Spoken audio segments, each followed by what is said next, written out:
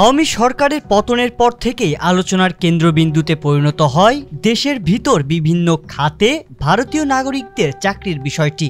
বাংলাদেশের বিভিন্ন প্রতিষ্ঠানে চুক্তিভিত্তিক ২৬ লাখ ভারতীয় নাগরিক চাকরি করেন এমন দাবি দেশের বিভিন্ন রাজনৈতিক সংগঠনের বহুদিনের। অভিযোগ ছিল শেখ হাসিনার সরকার তাদের বিভিন্ন প্রতিষ্ঠানে সুযোগ করে দিয়েছিলেন। এবার সেই শেখ হাসিনার দল থেকেই দাবি তোলা হয়েছে এসব ভারতীয়দের চাকরিচ্যুত করার। বৃহস্পতিবার ৫ সেপ্টেম্বর দলটির ভেরিফাইড ফেসবুক পেজের এক পোস্টে উপদেষ্টাকে উদ্দেশ্য করে বলা হয়, মাননীয় উপদেষ্টা ২৬ লক্ষ ভারতীয় নাগরিক যারা বাংলাদেশে চাকরি করে তাদের তালিকা করে চাকরি থেকে বিদায় করে দেশের তরুণ বেকারদের সুযোগ তৈরি করতে হবে। বিভিন্ন সূত্র থেকে অনেকেই দাবি করেন প্রায় ২৬ লক্ষ ভারতীয় উচ্চ বেতনে বাংলাদেশে চাকরি করছেন।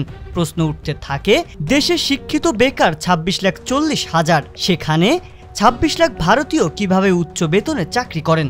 আবার এই কথাও প্রচারিত হয় প্রতি বছর বাংলাদেশ থেকে প্রায় ৫ বিলিয়ন অর্থাৎ ৫০০ কোটি মার্কিন ডলার রেমিট্যান্স ভারতে চলে যাচ্ছে।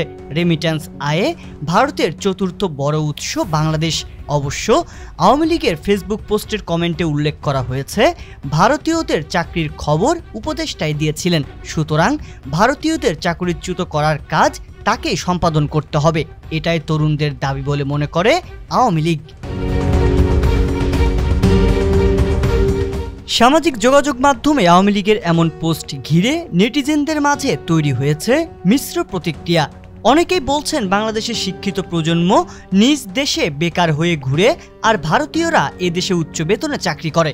একটা রাষ্ট্র কাঠামো কতটা ভঙ্গুর হলে এমন অবস্থা হতে পারে তা নিয়েও প্রশ্ন তুলেছেন তারা। কেউ কেউ বলছেন ২৬ লক্ষ ভারতীয় চাকরিজীবীদের খুঁজে বের করতে না পারলে তার জবাব উপদেষ্টাকেই দিতে হবে। অবশ্য আওয়ামী লীগের ওই পোস্টে হাস্যরসাত্মক মন্তব্য করেছেন অনেকে। ফেসবুক ব্যবহারকারী একজন মন্তব্য করেছেন, শেখ হাসিনা এবং ভারতীয় এমপি মন্ত্রীদের কিছু তো চাকরিচ্যুত করে ভারতে পাঠিয়ে দেওয়া হয়েছে, আর কিছু ভারতে পাঠিয়ে দেওয়ার ব্যবস্থা হচ্ছে। চিন্তা করার কোনোই দরকার নেই।